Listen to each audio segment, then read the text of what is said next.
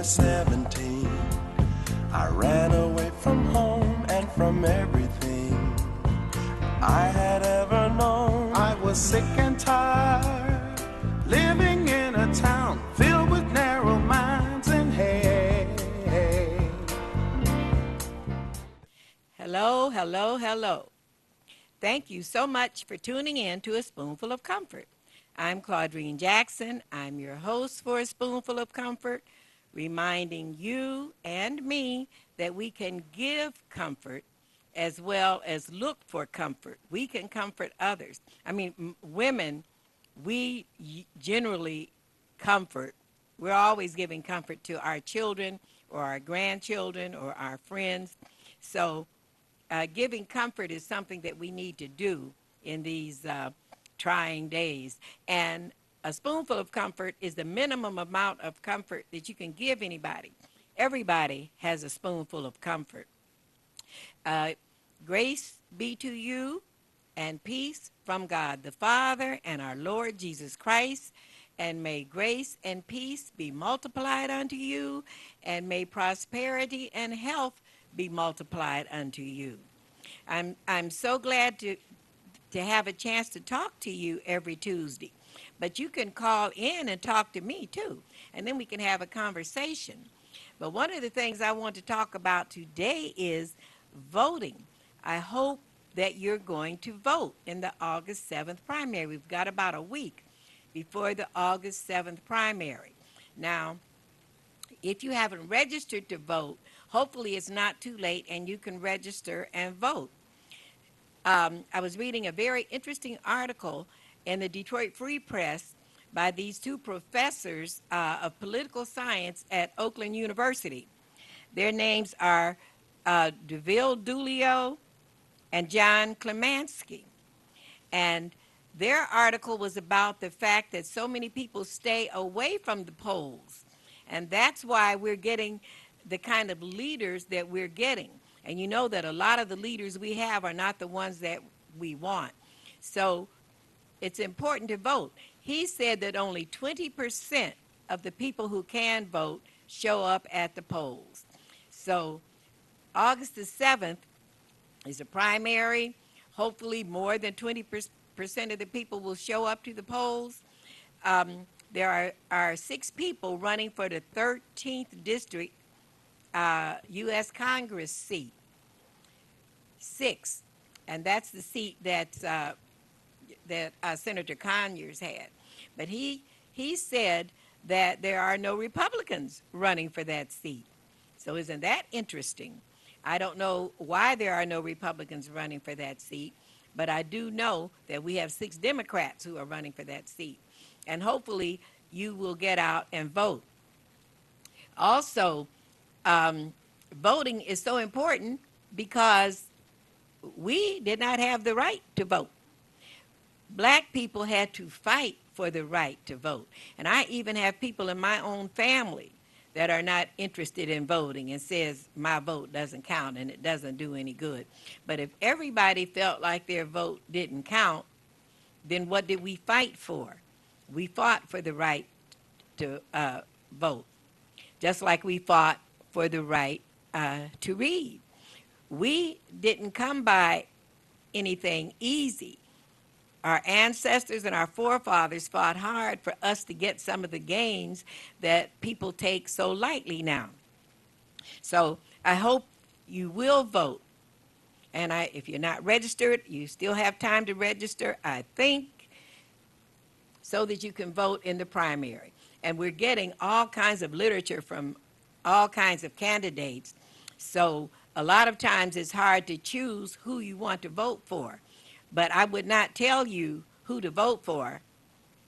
I'll tell you who not to vote for. No, I'm just kidding. I wouldn't tell you who not to vote for. You get your choice of who you want to vote for. And now it's almost the 4th of July, Independence Day, freedom. We have a lot of freedoms in this country that they don't have in other countries, such as the freedom of speech. I am taking advantage of my freedom of speech because many countries don't allow freedom of speech. Here we have R.J. Watkins and Henry Tyler have a TV studio, and they're running the studio, and they're giving a voice to people in the community because we have freedom of speech. And I'm so thankful for my freedom of speech. And it never occurred to me how important speech was until I became the parent of a son who cannot speak. He can't say what's on his mind. He can't speak for himself. So that was one of the things that made me decide to get out and start speaking, because it's very important that those of us who can speak, that we do. I was talking about getting older last week, and I'm talking about it again this week. I just had a birthday. I'm pushing 80. I'm feeling good. I'm thankful. But I was saying there are a lot of things that you're over by the time you get my age. Like, I'm over fighting. No more fighting. I'm over procrastinating. I can't procrastinate any longer because who knows when my time will be up. Shopping, I've already bought everything, and I don't know half of where I put it. I don't know where half of it is. But one of the advantages of getting older is I don't have to worry about being an organ donor anymore. My organs are just about all used up. So I don't have to be concerned about being an organ donor. Crying. I've just about cried out all my tears. And the things that I used to cry about, I don't cry anymore. And when you get this age, you've already learned the hard way. You've already learned the hard way, so there are many mistakes that you made that you won't make anymore. The things that you buy when you get a certain age, they won't wear out. I'm not buying any more expensive things because I'll be buying them for my children or my grandchildren. You can live without sex, but you can't live without your glasses. And when you see me and I don't have on glasses, I have on contact lenses. And when you get a certain age, your eyes are not going to get much worse. They've already gotten there. And secrets. You don't have to worry about your secrets anymore. They're safe with your friends because your friends don't remember them either. They're too busy trying to remember their own stuff. And one day I was talking to one of my students, and I said, I'm an old woman. And he said, oh, that's okay, because I'm an old kid. And I said, he thought of himself as old, and he was a kid. So getting older is a blessing, and I'm so thankful that I've gotten older and have most of my faculties and can be still productive. I was a part of a Wayne State study, Healthy Aging. It was Wayne State University and Detroit Receiving Hospital combined, and they had a study on healthy aging, and I was a part of that study. So I was very blessed to be a part of that study. We didn't get paid for it, but they monitored your health for 5 years, so that was great. So I'm going to take a short break, and I'll be back with you in a minute. Hopefully you will stay with a spoonful of comfort, and remember, you can give comfort.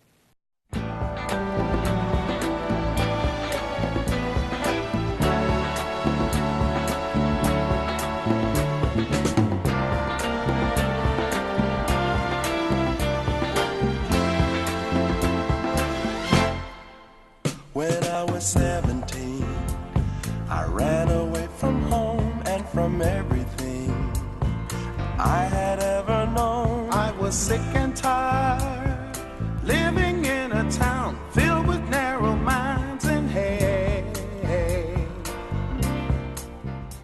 Thank you for sticking with me. While I'm talking about aging, I want to share with you a poem that I wrote many years ago when I turned 65. I'm 65.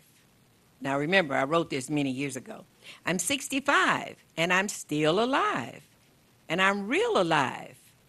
And I will strive and I will thrive until the end, and then I'll go to meet a friend. But until then, I'm going where I have not been.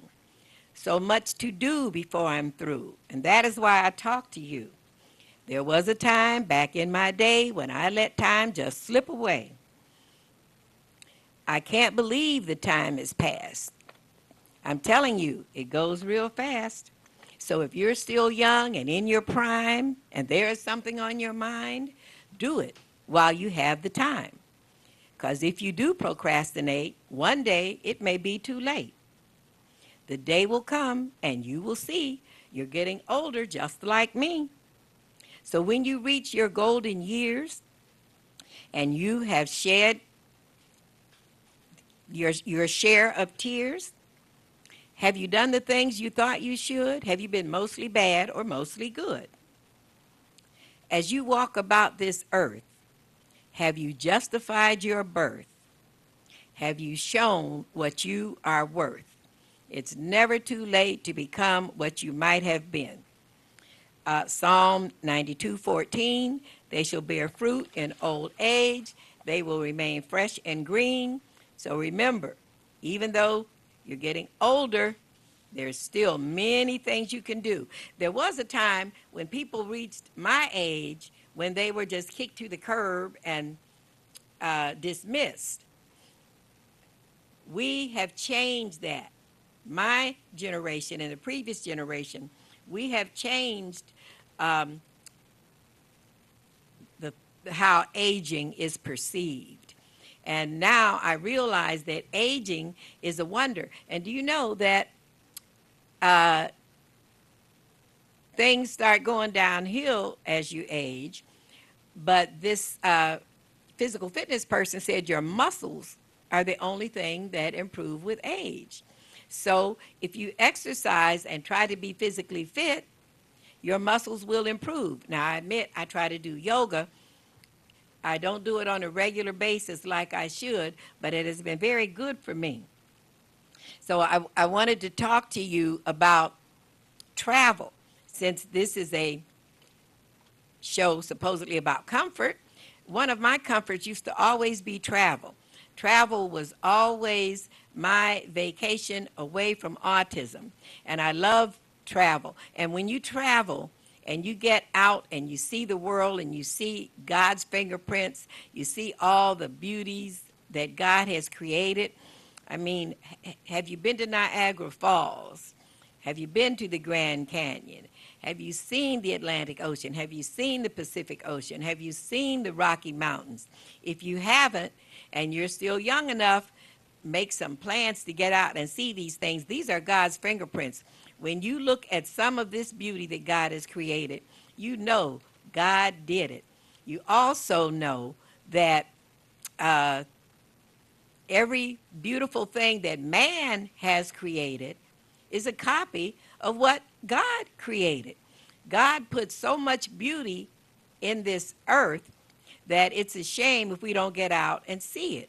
Now, one of the things I haven't seen, and I guess I won't now, I've been to Hawaii, but I never saw a volcano. So I thought, well, if I ever go back, I'll see a volcano. Well, you've seen how volcanoes has been in the news lately, so I can skip seeing a volcano. But I want to tell you a story about one of my trips, and this is when I was traveling with the Spinners. Well, during the years that my husband and I were separated, he would take me and Purvis Jr., my son who has autism, he would take us on trips. So this one trip we were going on, we were going to Disneyland in California. I love Disneyland. Purvis Jr. loves Disneyland. In fact, when we were at Disneyland, it's the most, he came out of the autism. He was looking around and he wasn't all withdrawn. So the Spinners were coming from one location and I was coming from Detroit. PJ and I were coming from Detroit. So Purvis said they were getting in, their flight was getting in at midnight. PJ and I were getting in at 11 p.m. So the plan was when PJ and I got in, I would get our luggage and then I would go to where Purvis's flight was coming in. Well, PJ slept on the plane all the way there, which was a relief to me. But then when we got to the airport and got our luggage, and I got to where Purvis's plane was going to be, it was delayed by 3 hours. So instead of him getting in at midnight, he was getting in at 3 a.m. So now here I am with PJ and all this luggage. I've learned to travel more lightly since then. And PJ's medication had worn off. I don't know why I didn't have his medicine in my purse. I've never made that mistake again. His medication had worn off, so he was extremely loud, extremely aggressive, extremely hard to get along with. And we were attracting so much attention in the airport that I was moving from place to place because we were getting dirty looks and stares. And by the time I'd had enough dirty looks in one location, I'd moved to another location, and I kept moving around. But by the time 3 a.m. got here and the Spinner's flight was in, I was a nervous, worn-out wreck, and so was PJ. Why did I stay at the airport all that time? Because I didn't know where I was going. That's another mistake I never made. I did not know the name of the hotel where we were staying. So instead of me being able to go to the hotel, and remember I said it was midnight, so Disney World was closed. Every information place was closed. The Spinners were on the plane. So I just had to stick it out at the airport until they came in.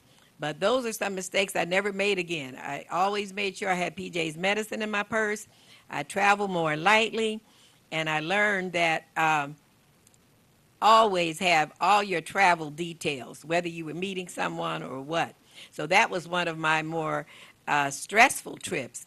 But then I had another trip, and I was with the Spinners this time, and this trip was really fun. And it was Disneyland again, but this was Disney World. Disneyland is in California. Disney World is in Florida.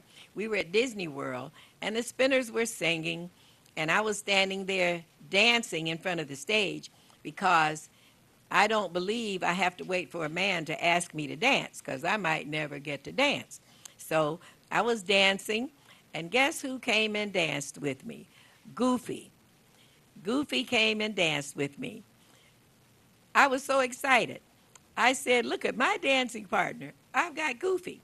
So we were Goofy 1 and Goofy 2, dancing together. I wish it hadn't been so long ago because in these days someone would have captured it on a cell phone. But I remember dancing with Goofy, and I remember how exciting it was. Another time at Disneyland, this time Disneyland in California, the Spinners appeared at Disney World and Disneyland often, and they still do. And it's one of my favorite places, and it was one of PJ's favorite places. But this was New Year's Eve. The Spinners were appearing in Fantasyland for New Year's Eve. So it was about the time that I realized my marriage was falling apart. So I'm sitting in Fantasyland on New Year's Eve thinking the fantasy that I have been living is about to fall apart. So that was another memorable trip for another reason. If you can travel, it's nice to be able to travel. It's nice to be able to see the world. I used to tell my students, you don't want to spend your whole life on your front porch or standing on the corner. You want to get out and see the world. And they'd always say, yeah, Miss Jackson, like such and such. He never leaves the corner. Or, yeah, Miss Jackson, like such and such. They never do nothing but sit on the porch. So I said, just like people can teach you what to do, they can teach you things you don't want to do. One of my adventures, I went rock climbing in Aruba.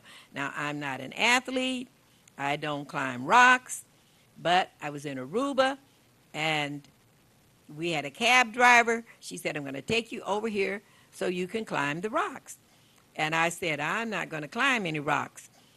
I thought I wasn't going to. But then when I got there, it's called the Castleberry Rock Garden in Aruba. And there were steps cut into the rocks, and there was also a rail. So I said, well, I can climb. I'm in my 70s. I've never climbed a rock, but it's not going to get any easier than this. So step by step, I ended up climbing the rock. So I can say I went rock climbing in Aruba in my 70s, and that's one of my greater memories. One of the things I'll never do again is, I know you've heard on the news about the young men in Thailand that are trapped in that cave, and they've been there for over a week, and now they're trying to figure out how to save them. Well, I went cave exploring in Curacao. Curacao and Aruba are both islands just north of Venezuela in South America. They told us that we would be in the caves for 45 minutes. And it sounded great to me. I'm going to explore these caves. Well, after about 10 minutes, I was tired of being underground. I wanted to go get back up out of being underground. But we had to stay with our guide. We couldn't move without following him, and I wouldn't have dared try. So he's taking us through all these places, and then we get to, they call them rooms in the cave, and he said, this is where the bats are. And the bats are sleeping because they sleep during the day. But if a bat wakes up and comes toward you, don't be scared. Well, I hadn't thought about there would be bats in this cave. I thought we were going to a cave where there wasn't any bats. So I did not look up and see any bats. They told us to look up so we could see the bats. I did not look up. I did not see the bats. And I thought, well, I've gone too far now. If I'm in a cave underground with bats, that's my nightmare. That's not my dream. So that's something I'll never do again. And then after hearing about the sports team in Thailand, they got stuck in the cave and the water came in and everything, I know that's something I won't do again. So that's another thing about getting older. You know what you're going to do, and you know what you're not going to do. But another adventure that I had that was good, and my granddaughter was with me. We were in the Bahamas, and we went in the water with the dolphins. Now, I didn't swim with the dolphins because I don't swim very well. I don't swim at all, in fact. So I was nervous, but my granddaughter kept saying, oh, come on, Granny, you can do it. Come on, Granny, you can do it. We had been there before, and she had gone in with the dolphins. So she said, well, you have to, Granny, you got to do this. So praying, I got in the water with the dolphins. We were on this platform on our knees, and they whistled, and the dolphins came, and they're just like puppies. They love to be around people. We were in a circle, and the dolphin came to each one of us, and we gave him a hug, and it was almost like hugging a person. And I used to wonder, how do they say that dolphins are mammals? Well, I found out when I hugged one, and they love being with people, and they are and extremely interesting. They're supposed to be very smart, and I think they are, because they're in the open water, and when the handlers whistle for them, they come swimming up to you, and they're doing tricks in the water, and they're swimming, and it's really an interesting thing. We have places in the United States where you can swim with dolphins too. So I'm going to share this last poem with you, and this is true. It's called Paradise, My Fall. One day I went to paradise and fell into the sea. Of course, that would not happen to anyone but me. Paradise is where things are as perfect as can be, but perfect being not my style, I fell into the sea. I did not look to see who saw me lose my dignity. I thought I had myself together until I fell into the sea. But they say it's not the fall that counts as long as you don't stay down. You've got to get back on your feet and stand on solid ground. And so my fall in paradise, upsetting though it be, was just the fall. I got back up. Now it's just a memory that I have shared with you. It's about time for me to go. I hope you will tune in again next Tuesday at 1:30 to WHPR for a Spoonful of Comfort. Until next week, may the power of God protect you and may the love of God enfold you.